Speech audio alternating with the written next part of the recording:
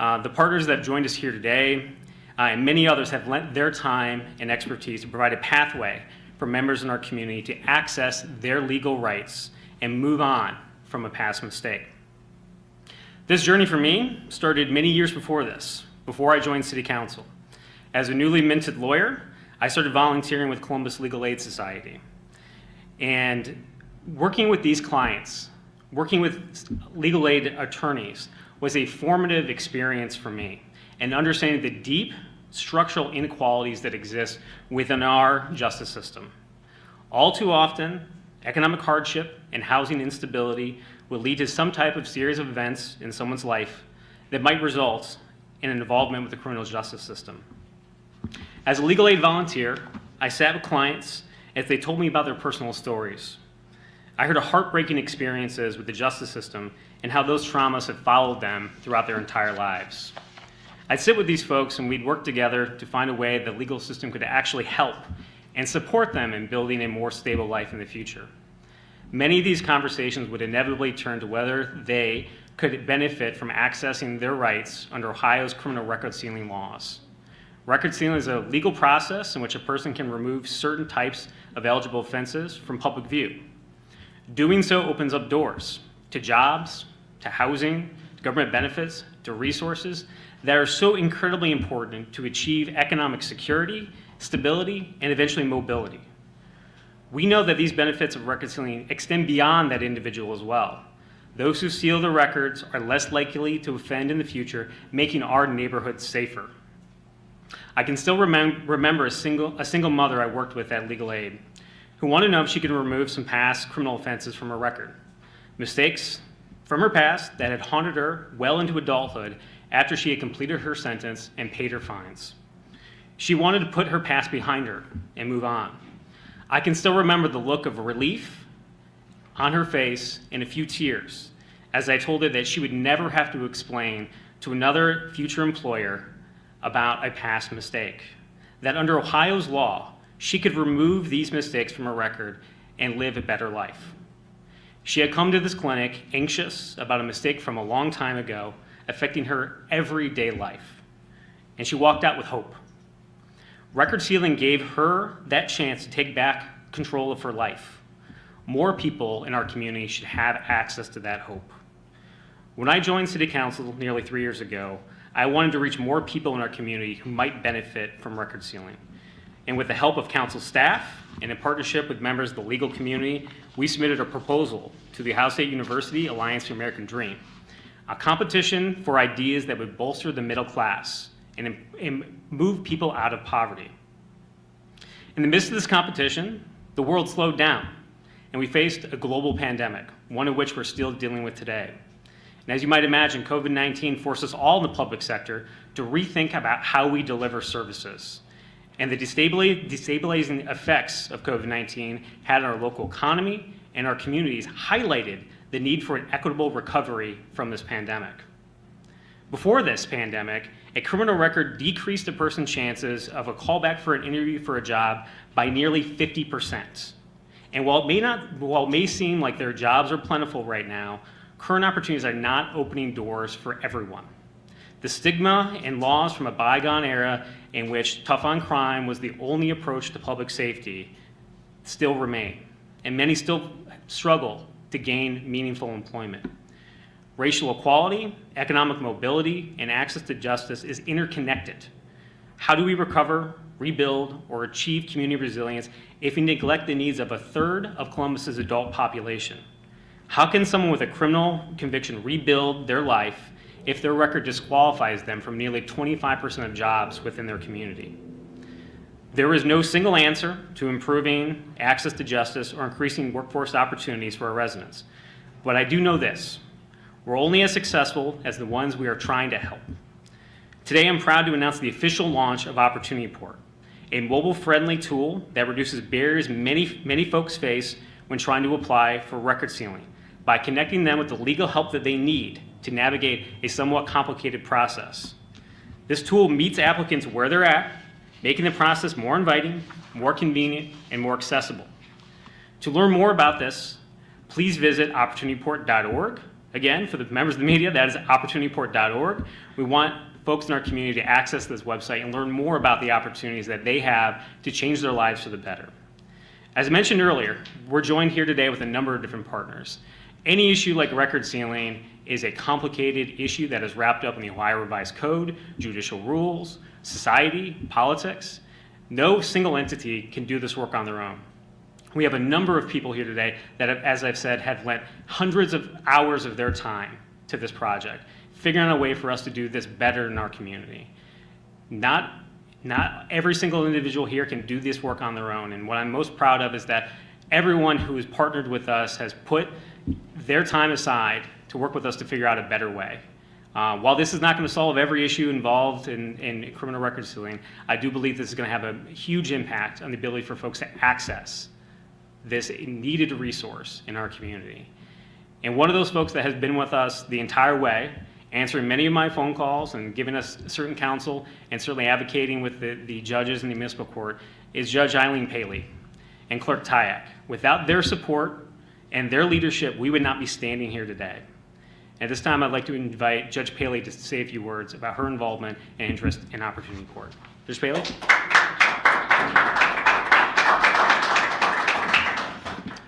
Good afternoon. I am Judge Paley, and I'm a judge with the Franklin County Municipal Court and a proud partner of the Opportunity Port. Today, I'm so excited to be here with all the partners of the Opportunity Port, which will be another link to help people get a second chance. Most people don't understand how a record, even a misdemeanor record, can affect their lives. Records follow you wherever you go, whether you're applying for a job, getting credit, check for a loan, or finding a place to live. The Opportunity Port establishes a way in this world of technology to remove the barrier of a record from people's lives and will add to the many resources now available to the residents of Columbus. During my public service, both as a Columbus City Council member and on the bench of the Franklin County Municipal Court, I have always had two missions: to bring the courthouse to the community and to save money and save lives. The Opportunity Port advances both of those missions. I would like to thank the partners, especially the Columbus City Council and Councilmember Rob Dorrance, for their vision and their mission. Not only has the Opportunity Port been designed and launched to help people seal their records, but additional resources have been placed with the Franklin County Municipal Court Self-Help Resource Center to assist people in using the Opportunity Port as well as other legal issues. The Self-Help Opportunity Resource Center is a free walk-in center service to help individuals represent themselves in court without a lawyer. Franklin County is blessed to have progressive elected officials that believe in my mission and have worked hard to forward that mission. I want to thank Columbus City Council, Council members Rob Dorrance and Shayla Faber for their unyielding support of the court and its programs. These programs would not exist if the council did not believe in our mission. They have provided the funding for these programs, which have made these dream programs a reality. They understand that helping the residents of Franklin County does save lives and save money. I also would be remiss if I didn't thank Robbie Southers, the director of the Self-Help Resource Center, and his staff and the court staff for all their hard work and perseverance. They have worked through this whole pandemic in order to maintain the resources the community needs to survive and thrive. I would like to now introduce Councilmember Shayla Faber.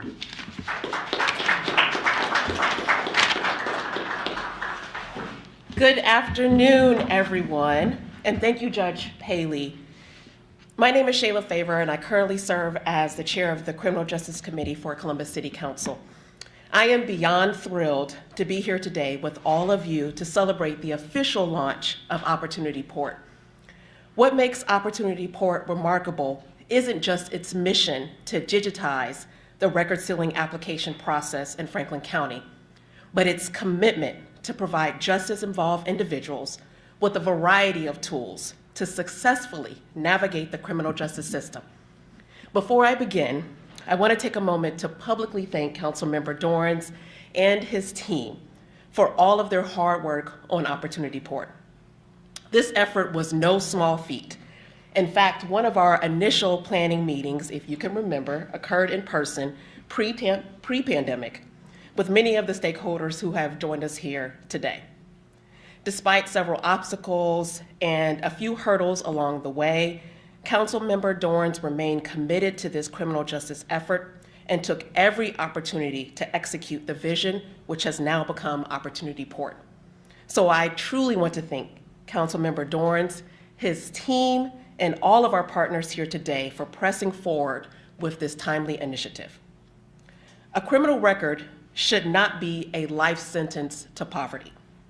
But the reality is that any criminal record, no matter how old or minor, can elicit a lifetime of collateral consequences by acting as a barrier to employment, a higher education, and overall economic instability.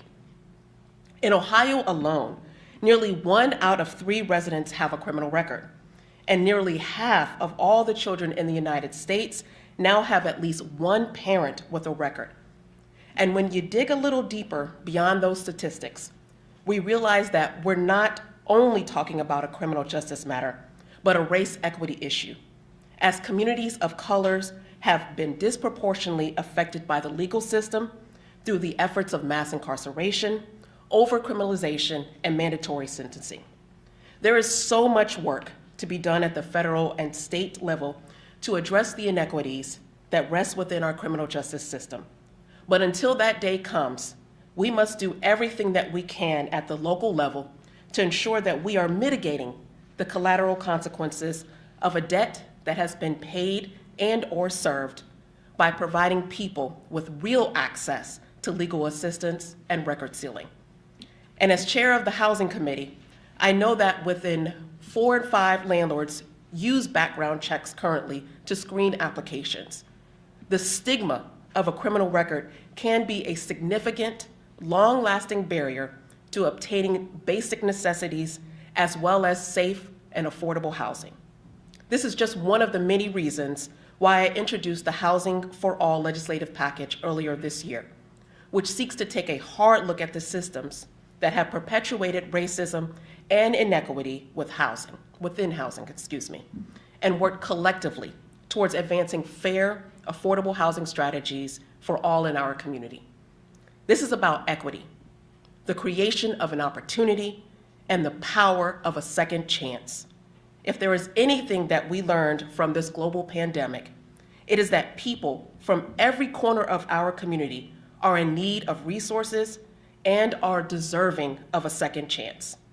It's imperative that we wrap our arms around justice-led initiatives like Opportunity Port that are created with the end user in mind. Navigating the criminal justice system can often feel overwhelming, intimidating, and quite frankly, time-consuming. And so it's efforts like Opportunity Port that I will continue to support, advocate, and legislate for because of the positive ripple effect that it can have in someone's life. By eliminating the record, we're not only attacking the stigma, we're also reducing the rate of recidivism, while also helping to rebuild our skilled workforce and create real pathways out of poverty. A sincere thank you to all of our stakeholders and partners, including Legal Aid, Alliance for the American Dream, the incredible team spearheading the Self-Help Center, Equality Ohio, and all of our partners who make second chances possible for all Columbus and Franklin County residents. With that, I'd like to welcome Franklin County Municipal Court Clerk, Lori Tyak.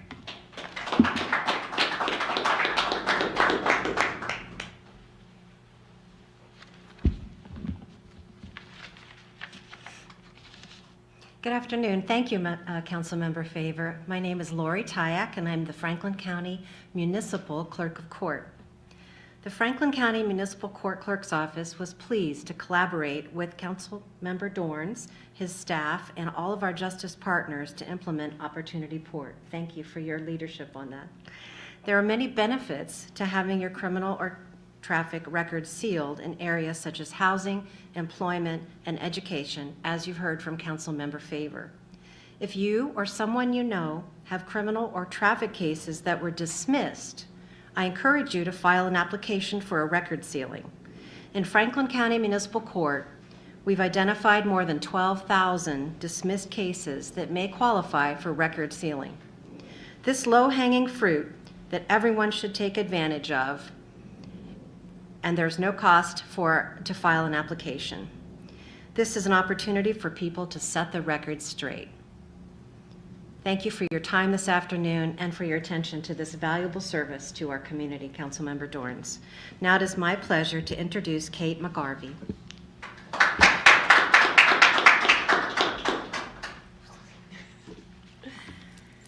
Thank you so much for the introduction, Clerk Tyak, and for your ongoing partnership and for all you've done to help support low-income individuals across Franklin County.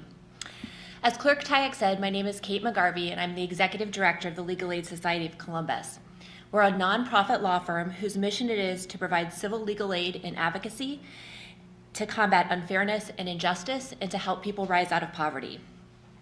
For many years, we have had person after person come into our office because they are unable to get employment, certification, or housing because of their criminal record. Many of those criminal records are years old, and many of them are unrelated to the need that they have for employment. For 20 years, I've worked at Legal Aid, and for much of that time, we have had to tell those people that we can't help them, that because of the rules that are in place, they're not eligible for criminal record sealing, or that we don't have the resources to assist them. And I'm happy to say that that is changing. I'm happy to say that now the rules have changed so that many of those people who we may have told years ago were not eligible are now eligible.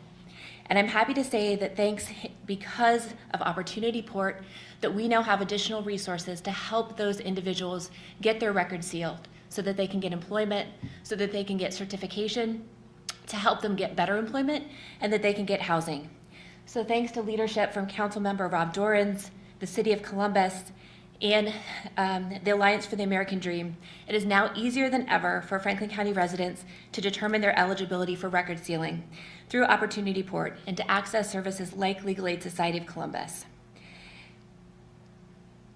More than just providing the record sealing, it really is an opportunity for individuals for a second chance. It is an opportunity for folks to access a job, to access a better job. It's an opportunity for individuals to get the housing that can be so difficult for them to obtain. So this project has been a long time coming and will be a game changer for many in Franklin County. I'm grateful to everyone who's participated in this process, which has been lengthy, but will really make a tremendous difference in lifting people out of poverty. With that, it is my honor to introduce Kyle Strickland, a senior legal analyst at the Kirwan Institute for the Study of Race and Ethnicity, and a longtime supporter of legal aid as well.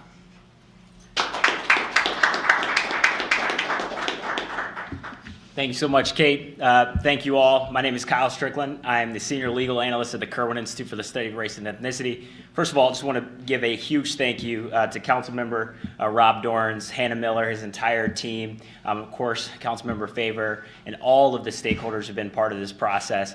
This was not an easy road. We were invited to join along as part of the Alliance for the American Dream proposal to talk about ways in which we could actually make Opportunity Port a reality. And it was because of their innovation, their leadership that makes this possible. We're proud to serve as community partners. But what's important, as Councilmember Dorans talked about earlier, is that this is one piece of a larger puzzle. We understand that far too many of our communities have been left behind because of disparities that exist and because of the policies and practices that have been set up to continue to perpetuate inequality. And especially when we're having conversations about, as it relates to record sealing, we know that the process is so complicated. It is still very complicated, even with an innovative tool like Opportunity Port, so there will be challenges. So that's why we ask for community partners who have not ordinarily been involved in this space to step up, to become involved in this space, to join along, to play a part in this process. We know that in many cases there still are fee waivers that you have to navigate through to process, so costs are always a barrier that continue to exist. And so although we have community partners that are helping to cover some of these costs, there's always room for those to step up and say that we want to play a role. Because we know that this will impact not only communities that have been left behind, but especially communities of color. So through my work at the Kirwan Institute for the Study of Race and Ethnicity, we look at these issues to see how these are barriers that continue to persist far too long because of the color of your skin. We know that this exists in 2021 going on in 2022. We have yet to reckon with this reality.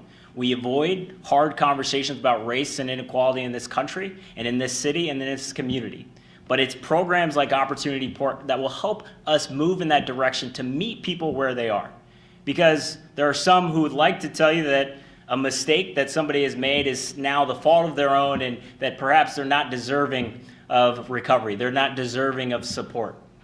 But it is not our job to say whether or not somebody is deserving or not. They are residents of this community. They are part of this community. And part of this broader Alliance for American Dream is for us to actually live into our values. Not just speaking rhetorically, but to live into our values. And that actually means policies and practices to meet the demands of our community. And Opportunity Port is one step in that direction. I'm also a proud member of the Ohio Poverty Law Center, the board member of the Ohio Poverty Law Center, and we know that far too many people have been left behind in systems of poverty and are trapped in systems of inequality.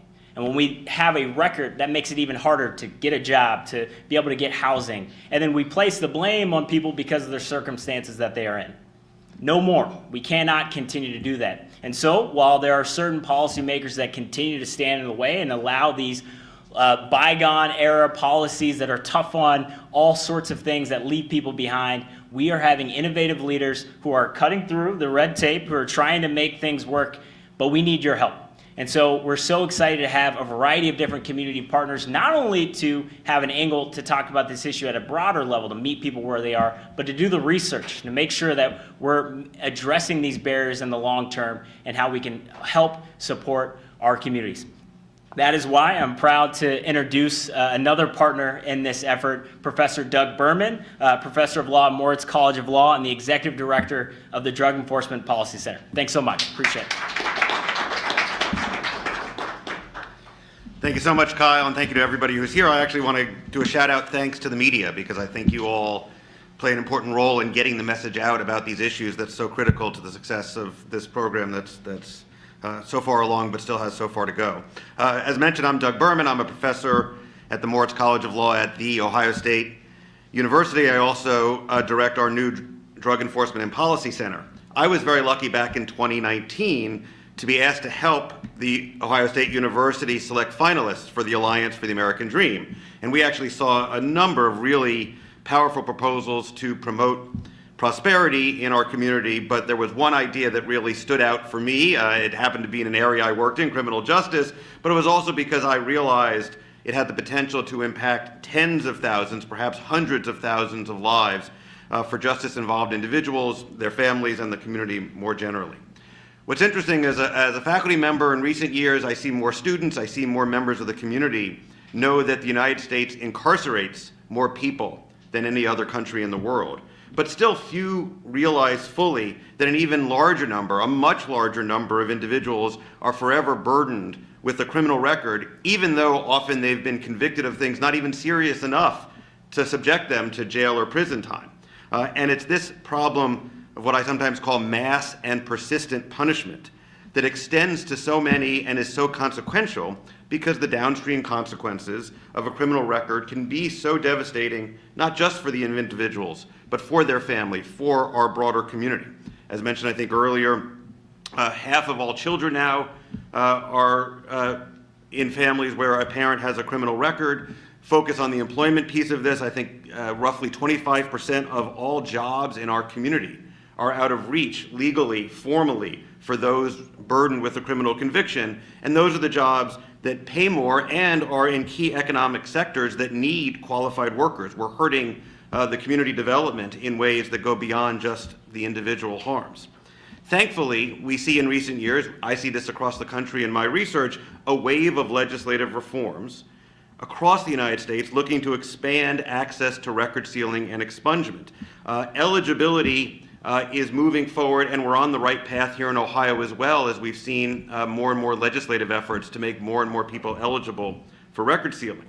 Unfortunately, the research shows there's what's often called an uptake gap, that there's this divide between who's eligible and who applies and who gets access to these opportunities. And that's where Opportunity Port is going to play such an incredibly important role. It's also where local governments, courts, service providers, the greater legal community has such an incredibly important role in enhancing the opportunity to actually get record sealing, to get to that finish line. And that's why it's so exciting, and I'm so thankful for all the folks we've heard from today. I'm also incredibly thankful that the Drug Enforcement and Policy Center at Ohio State has had the opportunity to play a role here.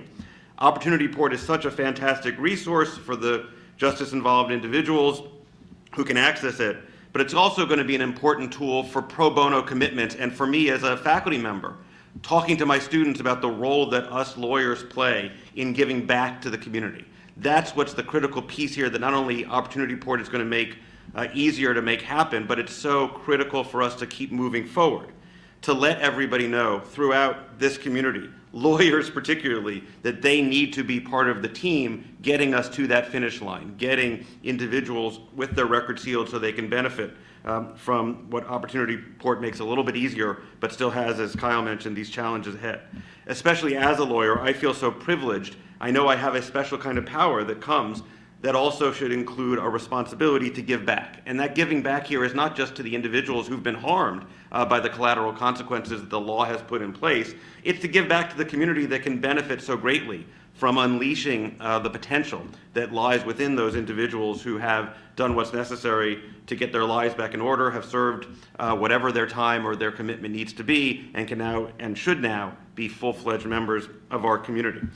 Important to highlight here, we have enough lawyers if they'll commit their time. I think I got the statistic from Hannah Miller, who I want to thank and shout out at the end here. If only half of the attorneys living in Franklin County completed just a single record sealing application per month, Opportunity Port could assist over 30,000 people in just its first year alone. And so, you know, we're not making too big an ask. We're just making sure that this tool gets used as it needs to be, with the lawyers pitching in and helping to get this done. And I mentioned Hannah Miller. Hannah Miller is Opportunity Port's program manager. She has been incredibly everything, I would suspect, in getting this done, but also I'm especially grateful at Ohio State.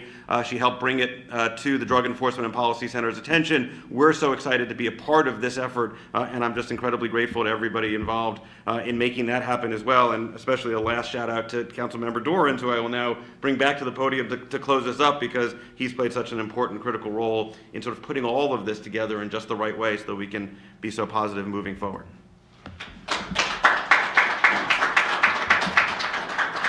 Thank you, Professor Berman. As I said earlier, Opportunity Port has been years in the making, and there's a reason for that. We ran into red tape over and over and over again, and every single person that spoke here today has done, not just a little bit, has done a lot to cut some of that red tape. As I said earlier, we know that this tool will not fix everything as it relates to economic and racial equality, as it relates to the justice system, but it's going to do something. It's going to lift a lot of people up and put them in a better position to have a more stable life. So everyone who's been a part of this has really done their best to make sure that we're taking a seriously complicated problem and making it more accessible. And again, I know we've had a lot of thank yous here today, but I would be remiss if I didn't thank a few folks on the way out. But again, I want to thank my colleague, Councilmember Faber, who, again, going back to well before anything on COVID, remember those early days of having these discussions with you in your office about how we as a council could lift this up. And well before, I think, nationally, people were starting to recognize a lot of the things that Mr. Strickland was talking about, how the justice system exists and pushes back on people even years after they've paid their debt to society. So thank you for your partnership. Certainly Judge Paley, who's been invaluable in helping us to navigate with the judges at the municipal court about how we actually get this to play, because eventually folks who apply are going to be before a judge and need to go through that process to have their record sealed. Clerk Tyak, who has spent dozens and dozens and dozens of hours with me on the phone, walking us through how her office can be helpful through this process. Again, talking about the sort of before times, as I like to call them. Her and I were having lunch, and I think within minutes of me mentioning this idea, she was pulling out a pen and jotting down her ideas on how to sketch this out. So thank you for your partnership.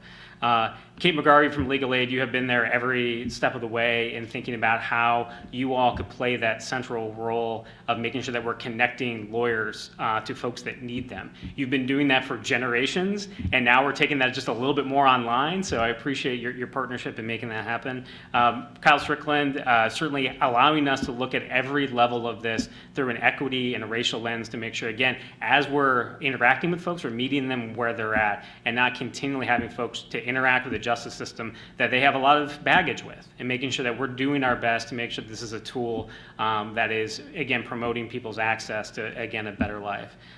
Professor Berman, I appreciate the leadership that you all have shown and helping to what the next stage of Opportunity Port becomes. So thank you for your leadership there.